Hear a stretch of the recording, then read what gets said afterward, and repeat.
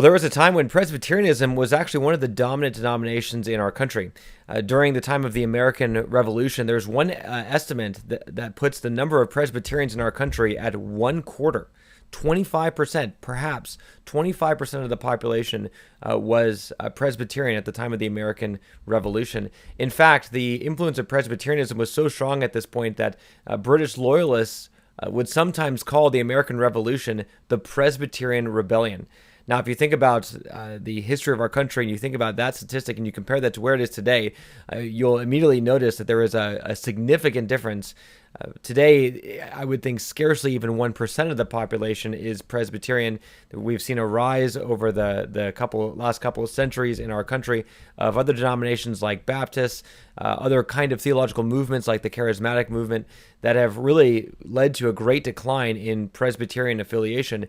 Now, not only is it the case that Presbyterianism has declined in terms of numbers to this point, but even you could say within Presbyterianism, there are actually very few Presbyterians who are truly Presbyterians. And what I mean is that the total affiliation of Presbyterianism is greatly diluted by liberal Presbyterianism, which is really just liberalism. And this is because in the 20th century, as a result of the ecumenical movement, many mainline denominations, essentially every mainline denomination, essentially just became liberal. And what this meant then was that conservatives within these denominations would have to come out, those who truly believed in the historic faith that their denominations taught would come out of the liberal mainline denominations and start their own denominations.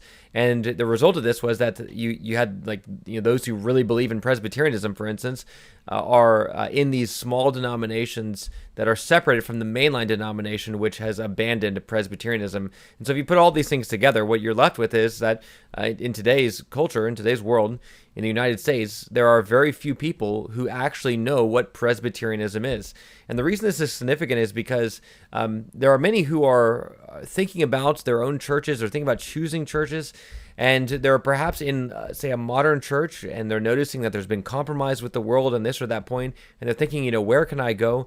One of the things that people have a hard time considering is Presbyterianism. They think, well, I'm just not familiar with what Presbyterianism is, and they think, I'm not sure if I want to even give that a chance. And so the purpose of this video is to give an explanation of what Presbyterianism is, so that you can consider it for yourself and understand that Presbyterianism is a biblically faithful denomination that has much to offer, that is honoring to Christ. Now, the first thing that's important to understand about Presbyterianism is that it is historic. It is a historic denomination. There are many modern churches today that don't think that there is any need to be connected to the past. They think, if I've just got me and my Bible, or my church has the Bible, then that's all that we need. And yet more and more there is, especially today, a growing recognition that is a problem, that there is this need to recognize something that is historic. If it is the case that we have the Bible, why would there not be continuity with the past? Those who had the Bible as well. Those who came before us also had the Bible. Therefore, we'd expect to see a similarity of belief if it is the case that we're being faithful with the Bible today and people before us were faithful with the Bible as well. And this is where we see in Presbyterianism that Presbyterianism is in fact a historic denomination. We hold to the Westminster Standards. In my denomination, the OPC, we hold to the Westminster Standards as adopted in 1789 in America, which are themselves very, very close to the original 1647 version that came out of the Westminster Assembly. What this means is that the theology that is proclaimed in conservative Presbyterian churches today is essentially the same theology as has been proclaimed throughout the period of the Reformation and even for the last several centuries. We hold to essentially the same theology that was proclaimed in the 17th century. So we could say then that we are a historic denomination. But there's even more that can be said about the historicity of Presbyterianism.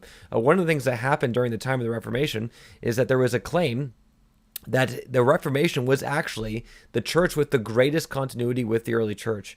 Now, you'll note that Roman Catholics and Eastern Orthodox today will say that they are the continuation of the early church. They're the ones that are holding to the faith of the early church fathers. And it's important to note further that in the time of the Reformation, this claim did not go unchallenged. The claim of the Reformers was not, you've got the early church, but we've got the Bible. The claim of the Reformers was, we have both. the Bible and the early church. They didn't claim perfect continuity with the early church, but they said the Roman Catholics and Eastern Orthodox also do not have perfect continuity with the early church, and we have more. We have more. And so when we think about Presbyterianism, what we're saying is that it is a historic denomination. It is a denomination that holds to theology that is centuries old and has been essentially unchanged for hundreds of years, and which claims strong continuity, even the strongest continuity, with the best parts of the early church. So it is historic. And you'll note further then that it is reformed. That is to say, that the kind of historic faith that Presbyterianism represents is the Reformed faith. It is the faith that came from the Reformers, and particularly as it finds its most mature expression in the 17th century. And as a Reformed denomination, then, we highlight especially the sovereignty of God's grace, that salvation is by grace alone.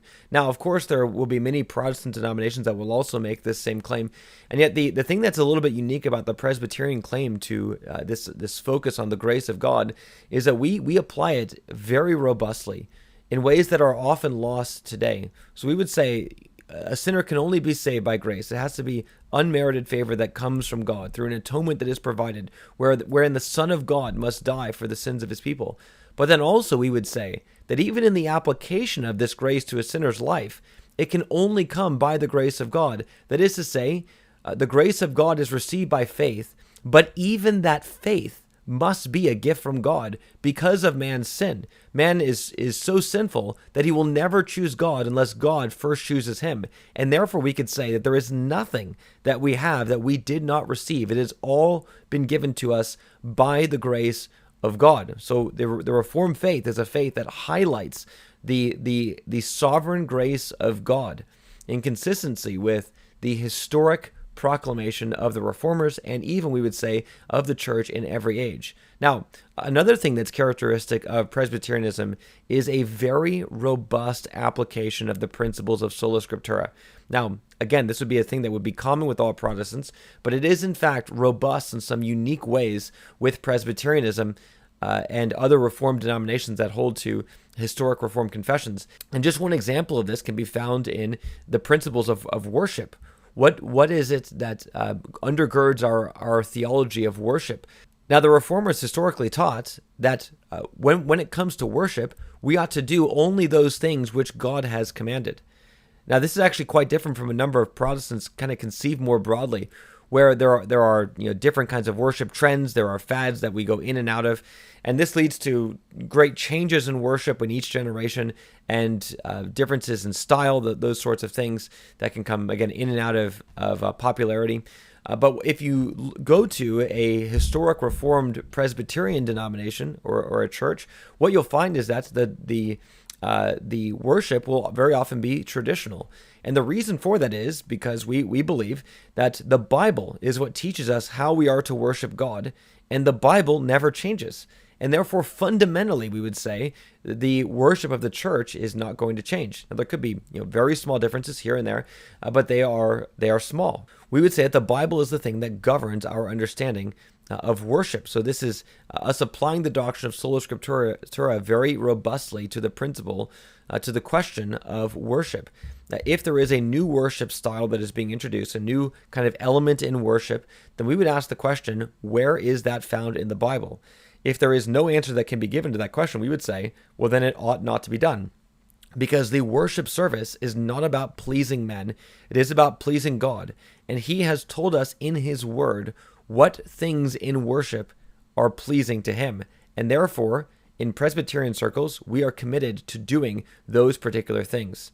Now, another thing that you'll note about Presbyterianism that is significant is our understanding of church government. We live in times that are highly individualistic. This is a thing that comes particularly from the Enlightenment and can be seen in a number of different kinds of churches, particularly those that are disconnected from other churches. This is especially true of Baptist churches that are independent. Well, what we say, though, is that the church ought to be unified. It ought to be unified even in terms of its government. We would say this is even what Christ is praying for in John chapter 17, and even what we see, particularly in the Scriptures, in Acts 15, where the Jerusalem Council happens, and there is a council of elders that meet together to decide questions of doctrine that affect all the churches. That's actually what Presbyterianism means, is a council of elders. And our denominations are set up with structures of councils of elders. So the local church has its session. The regional church is the presbytery, which is the council of elders of the regional church. And then the entire denomination meets together as a council of elders in the General Assembly. This is the Presbyterian form of government, wherein we are all connected one to another. So hopefully this has given you a good understanding, at least a basic understanding of what Presbyterianism is.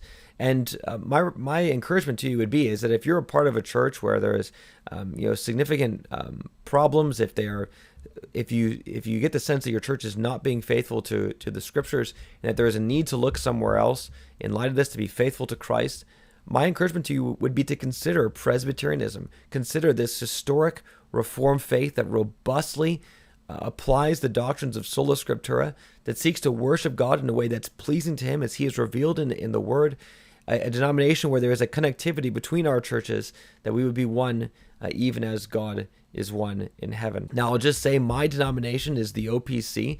Other faithful Presbyterian denominations include the ARP, the PCA, among others. I would say, if you're thinking about the mainline denomination that has become completely liberal, that I do not recommend, that would be the PCUSA. So you want to make sure that if you're coming into a Presbyterian church, that it's not the PCUSA. As I noted, that more than half of Presbyterianism probably is still PCUSA. So it's worth considering and knowing what kind of church you're going into before you do. But if you are looking, in any case, may it be that God would grant you the grace to grow in the knowledge of Him, that you would find a place to worship that is faithful to God's Word with other believers that seek to glorify Him in all that they do.